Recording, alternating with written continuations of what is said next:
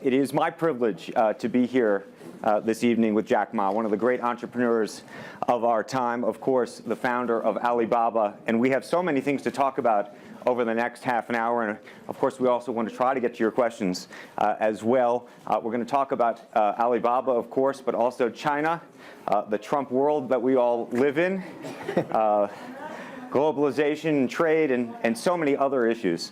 But first of all, thank you, for joining us. Yeah.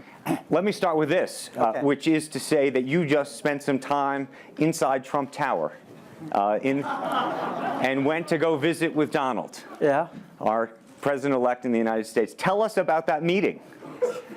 Well, it's a very productive meeting, much better than I thought, than I expected. What did you expect? Well, I heard a lot, and I watched, like everybody, I watched all the news and heard a lot about him. So when I go inside, I saw, anything that, but he's very sort of open-minded, listen what I talk.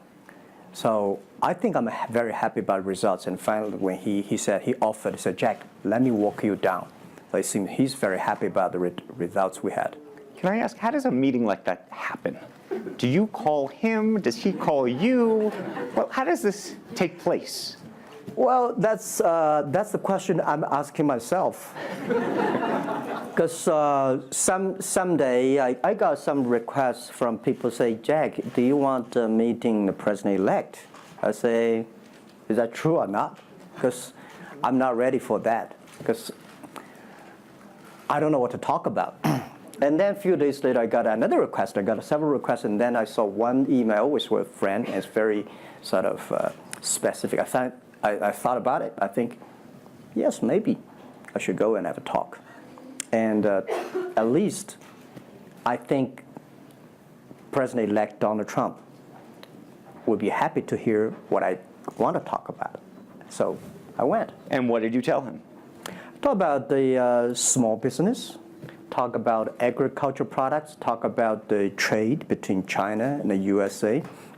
We especially focus on telling about how can we bring the small business in America, sell them to China, to Asia, through our network, which can create a lot of jobs for them. And you committed to create what you say is going to be 1 million jobs in the United States over the next 5 years. Yeah.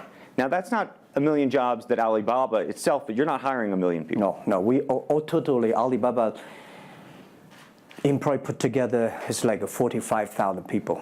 We cannot hire 1 million. I cannot imagine I can manage 1 million people. Explain to us how you think about the U.S.-China relationship, given some of the comments that Donald Trump has made about China being a currency manipulator. Did that come up during your meeting?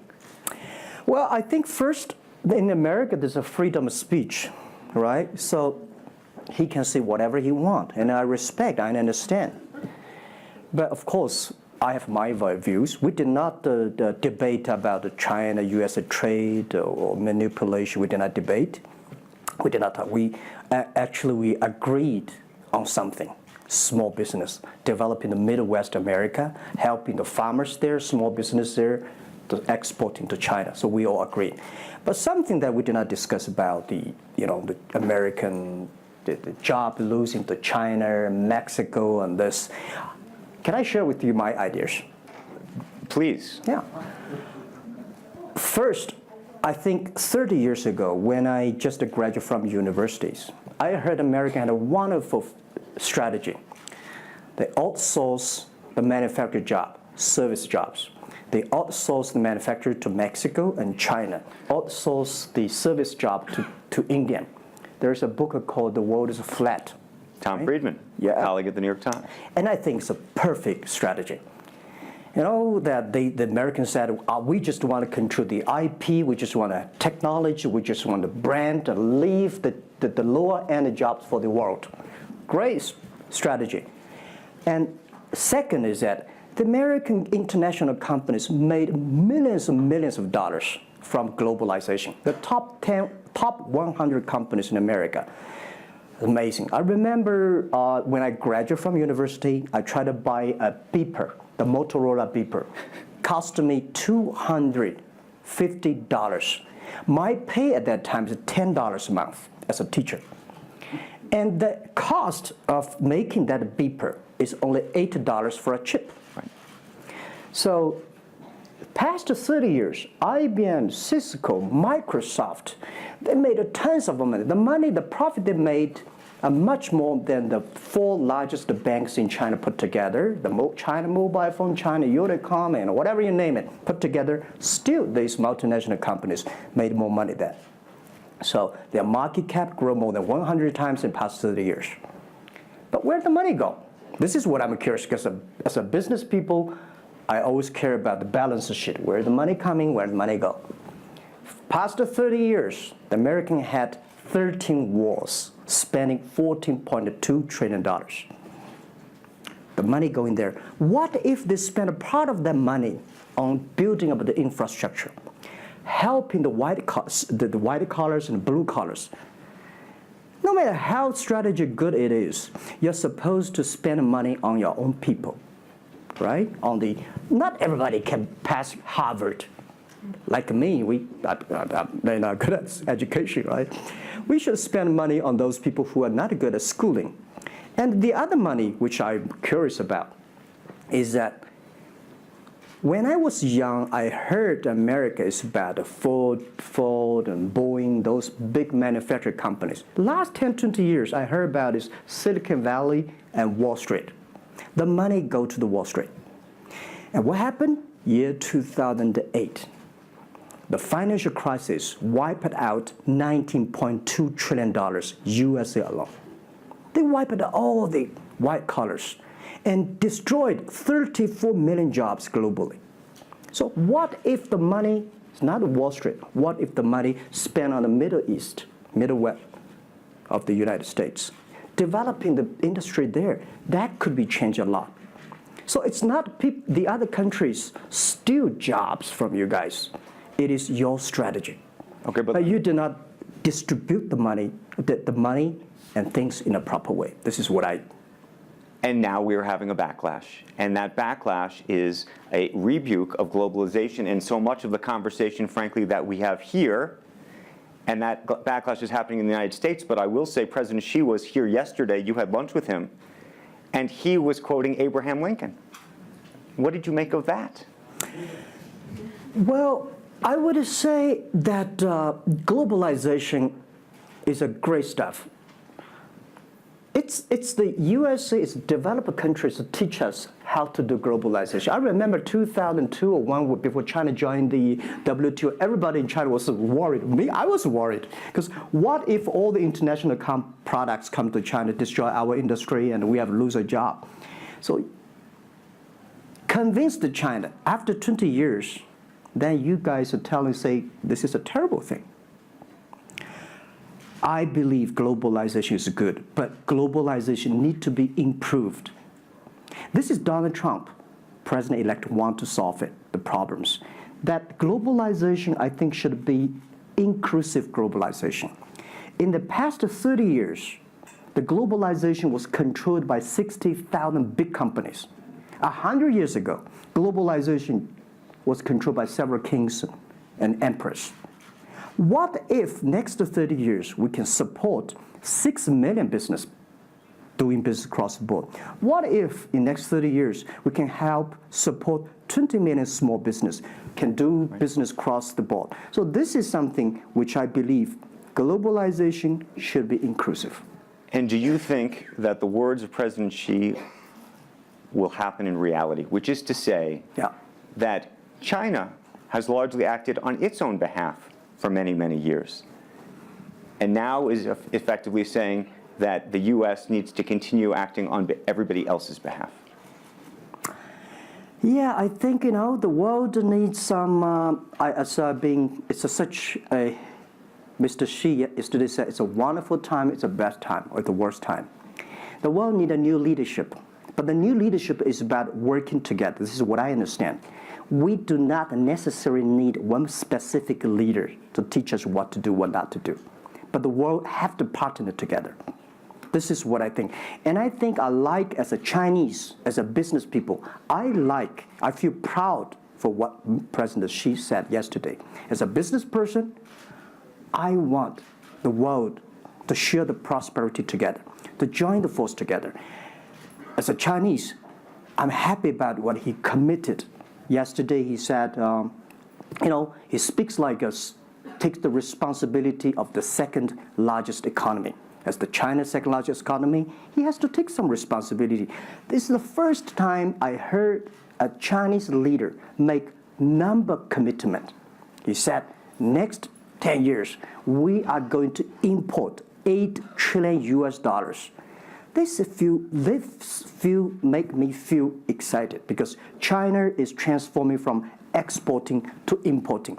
If there's a concrete number, if we can fulfill it, this is going to be huge change to the China and to the world. But don't you think that it's easier today for China to be interested in globalization because of the benefits that can accrue to China because you're continuing to develop than it is for countries that are, quote unquote, developed?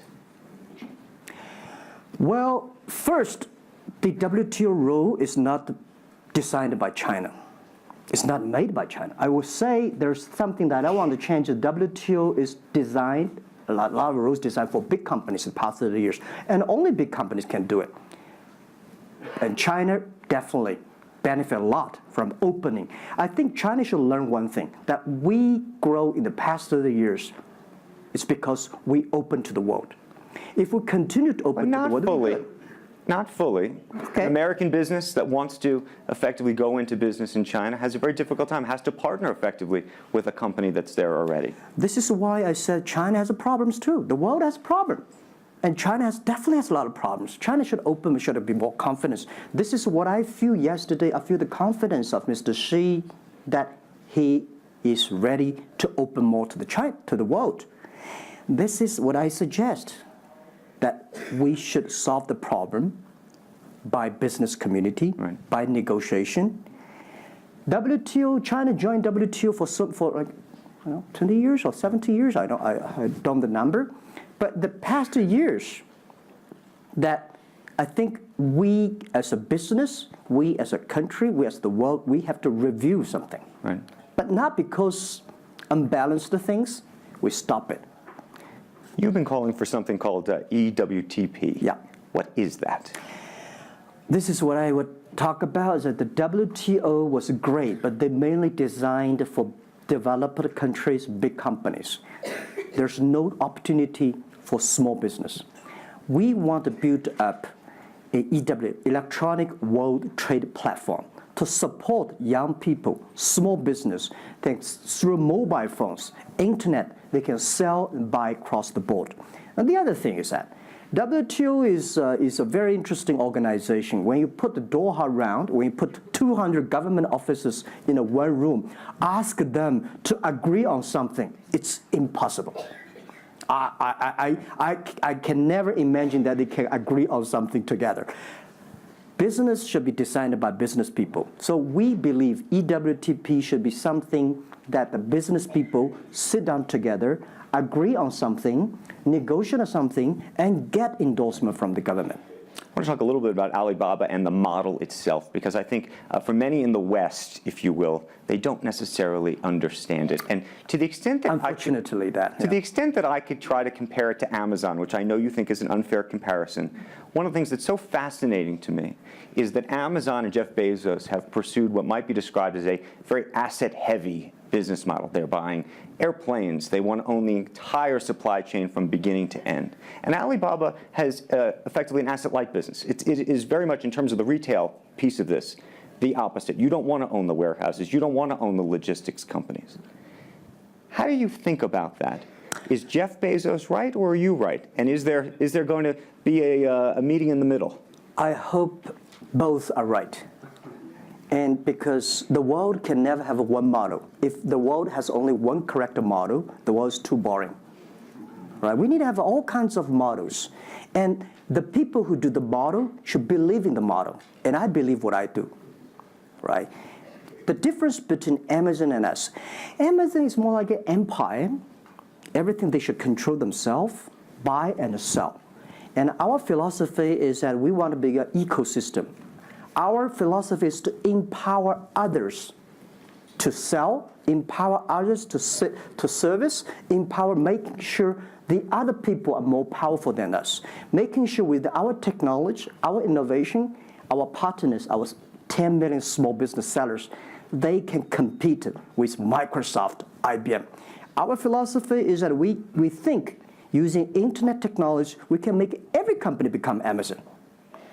Remember one thing, today for our sales, our GMV last year is more than 550 billion US dollars. To hire people deliver for us, we need 5 million people. So how can we hire 5 million people deliver things for us to deliver the things we sold? The only way we do is empower the service company, logistic companies, making sure they are efficient, making sure that they make the money, and making sure that they can hire more people. But without owning the whole chain, can you do it as effectively? The idea that you're watching Amazon being able to deliver things now within hours, literally. We made 125 cities deliver within 1 day last year. Imagine, 10 years ago, deliver one thing from Beijing to Hangzhou takes about 8 days. Now you can deliver things from Beijing to Inner Mongolia or some city within 12 hours. It's improving. You can never expect these things happen within 24 hours. We have patience. So I think, can you imagine that within the 11/11 Singles Day, we sold $17 billion, and by delivering more than 600 million packages within 3 days. This is happening, and this is what we feel proud of. It's not how much money we make. It's not how powerful we are. We think because of the technology, we can make the technology very inclusive, that every small companies can use it. This is my dream, because I started my first business in 1992 in China as a small business. In order to borrow money, 5,000 US dollars from bank, took me 3 months to acquire, still failed.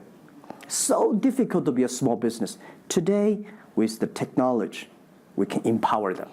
This is something I want to do.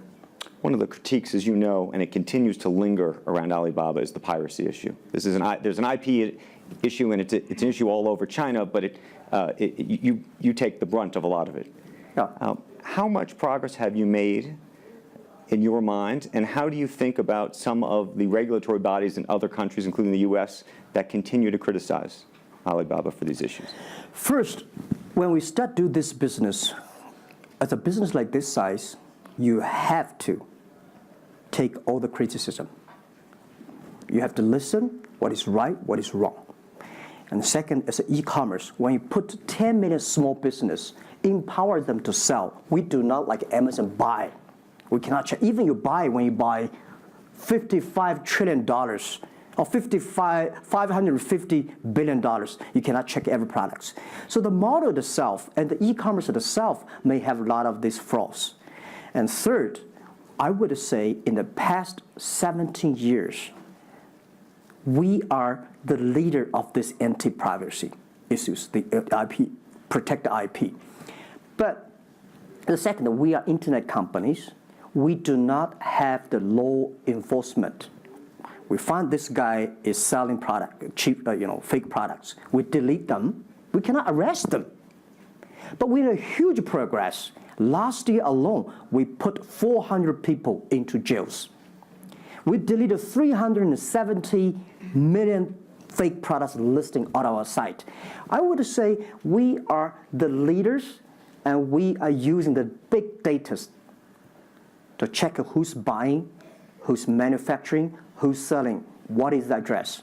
So now I'm happy about the whole world, especially China, all the government organization, start to realize the issues.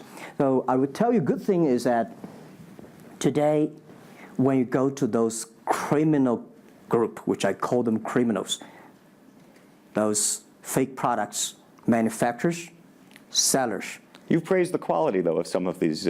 I would talk about it later, right? Those criminals said they can go anywhere but not Taobao and Tmall, because using our data, we trace where they are, who they are, what's the address, what the amount. And we will deliver this to the police station and working with them to arrest them. The quality issues is something I want to share with people. It's not about praising the fake products.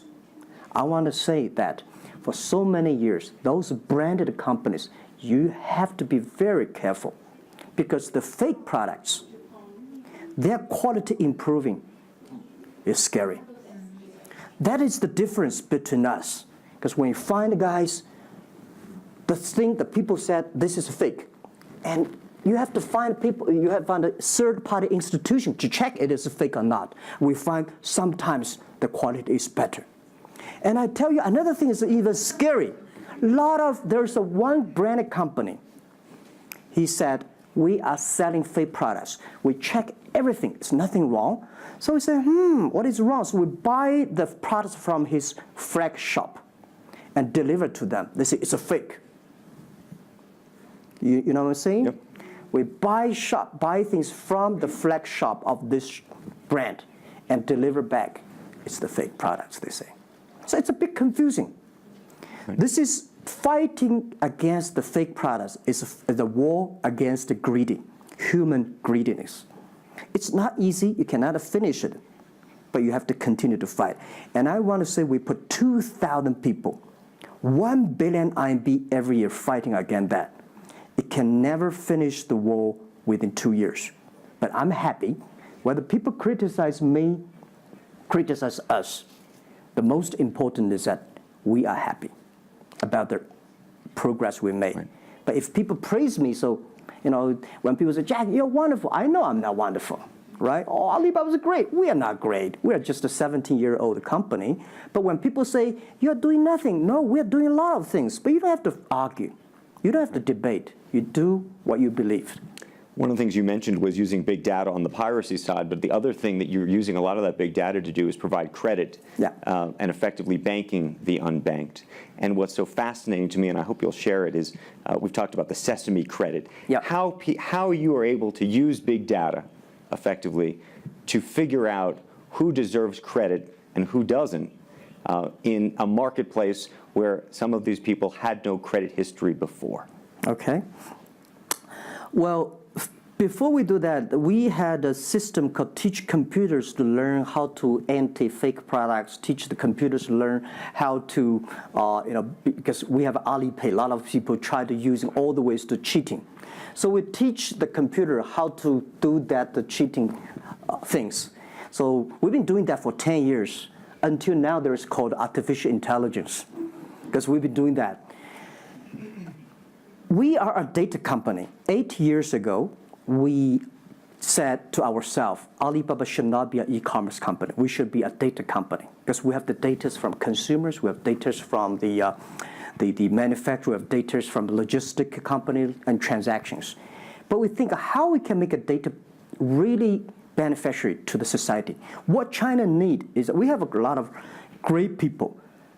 All the small business, they are very credible, but we don't have a credit system for them. So how can we using a credit rating system based on the data we have to giving everybody a Sesame rating system? That is so powerful in the past 4 years, because every individual, every small business, if they have been using our services, we give them a rating system. So we're giving loans in the past 5 years. We're giving 5 million business loans. They only borrow $5,000. 3 minutes, we can decide whether we should give you money, how much you want to give. Within 1 second, the money will be in your account. And 0 people touch, so we call it 310. And even today, the Sesame rating system become people dating. The mother-in-law want to say, hey, you want to dating with my daughter? Show me your rating system of the Sesame card. So it's so funny. We go to people want to rent a car, people want to rent a bicycle. They will say, show me your Sesame cards. Good. Because if they do not pay back, if they do not fulfill, the rating system is going to low down, and they can never rent a house. Right? This is what we want to build up, the system. That if you sell or buy fake products, the Sesame cars will show. I'm going to open up to questions, but a final one from me. There's been a lot of speculation that you're going to get into the business of Hollywood. Your name has appeared, Alibaba Group, at the beginning of a couple of big films recently. What is the ambition for Alibaba in the entertainment world? The beginning was like this. Several years, every 5 years, we have a review for our strategy. Now, our strategy is always look at the 30 years and 10 years. And every strategic decisions we make, we have to ask one question. Is this decision we made solve society problem? Because we believe the bigger social problem you solve, the more successful you are. So if we do this cannot solve any social problems, we don't do it. Second, is this project is going to be successful in 10 years? If it's going to be successful in 10 years, let's do it. If it's going to be successful in 1 year or 1 month, now more I would say, forget about it. Because why you can be successful in 1 year or 1 month? So we all have to put pen on. And 5 years ago, we had a big debate about 10 years later, 20 years, what are the things that China society and the world want? So we say happiness and health. 2H strategy. So happiness and health. We believe Hollywood, the movie industry, bring people happy. Because today, nobody's happy. Rich people not happy, poor people not happy, At least when I watch a movie, I feel happy about it, right? So I think we should partner with the Hollywood, especially like a lot of, we have a different way of living. In China, the movie, we have a lot of heroes. But China movies, heroes always dead. The American movie hero never die. If all the heroes die, who want to be the hero? So my movie, I want to make the hero live. Right, so this is, I think we should learn a lot. And it's only about 2 years, so we have another 8 years to go. I want to make our company that it's not e-commerce. It's something that giving people inspirations. Giving people, because I learn a lot. For example, I always say that my favorite movie, Forrest Gump. Life's tough. This is I learned, and that inspired me. That is why when people call me crazy, stupid in the past 17 years, you're crazy, you're doing something never work. You're stupid, how can you do that model? Amazon this model, eBay this model, why Alibaba this model? I told myself, Forrest Gump said, go ahead. Never care about what the other people. And the other thing, Forrest Gump said, nobody make money out of the catching whales. People make money by catching shrimps. So we serve small business. Fair enough. Jack Ma, we should probably end it there because we're going to run out of time, but I thank you. Thank you so much for the conversation. I promised we'd sneak in a question or two, and we literally have 2 minutes, and they're going to get upset with me. If you have a question, and we're going to, I got to beg you to do it within literally, a second. So go for it right there. Okay, I'm not going to say that China and the US is going to have a trade war, but if the Trump administration get tougher on China in terms of trade agreement, is that going to hurt Alibaba? Well, I don't think so. I think China and the U.S. should never have a trade war. We'll never have a trade war. And I think we should give President-elect Donald Trump some time. And he's open-minded. He's listening. And I think the war, it's so easy to launch a war. But it's so difficult, almost impossible sometimes to terminate a war. Iraq war, Afghanistan war, is that finished? No. Trade war. I believe one thing. When trade stops, the war starts. Trade is something that people start to communicate. Trade is something people exchange culture and value. And I will be happy if China and USA agree on something and Alibaba business model destroyed. I would destroy Alibaba model by stopping the war between. Because how can you imagine the first largest economy of the world, second largest economy of the world, have a trade war? It's going to be a disaster for two countries and for the world. If anybody can do something to stop it, do anything to stop it. Did you have a reaction to Trump and the situation with Taiwan and how he's thinking about that? Well, Taiwan, I think this is not something about government.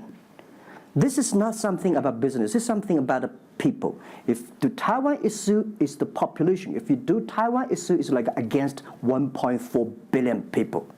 So this is another issue. So we're talking about trade, we're not talking about Taiwan. Very politic. Let's take one final question if we can. I think we can steal one more in. Yes, sir, right there. I'm not a politician. I try to This speak is like me, this. a credit store. How do you assure you are not messing up with people's life and you are not dictating the whole, credit kingdom or the system? Because now you are the decision makers, you are the rule makers. Okay. First, I'm not sure. People say, oh, this is uncertain world. Every day is uncertain. The only certain day was yesterday. I'm not sure about that in the future I would dictate, I would be stupid. That's why I should retire early when I'm young. That is why I have a lot of things that I dream I want to do. I want to do philanthropy, I want to be a teacher, I want to go back to school, I want to do the environment. And the world is so wonderful. Why should I be the CEO of Alibaba all the time? I'm coming to this world not to work. I want to come to this world to enjoy my life. I don't want to die in my office. I want to die on the beaches. It's a wonderful message. Jack Ma, thank you for the conversation. Well, can I say one last thing? Yes, please, please. I just want to give my last advice to any people here that every government should pay attention to in the next 30 years are critical for the world. Every revolution, technology revolution takes about 50 years. The first 20 years, technology company. Next 30 years, the implication of the technology. Focus on next 30 years. The first 20 years, eBay, Amazon, Facebook, Alibaba, Google, good. The most important is that make the technology inclusive, make the world change. This is 30 years. Next, pay attention to those people who are 30 years old, because those are internet generation. They will change the world. They are the builder of the world. Third, that let's pay attention to the company who have fewer than 30 employees. So 30 years and 30 years old and 30 employees. That can make the world much better. Jack Ma, thank you very, very much. Thank you. Thank you. Thank you. Really appreciate it. Thank you. Thank you.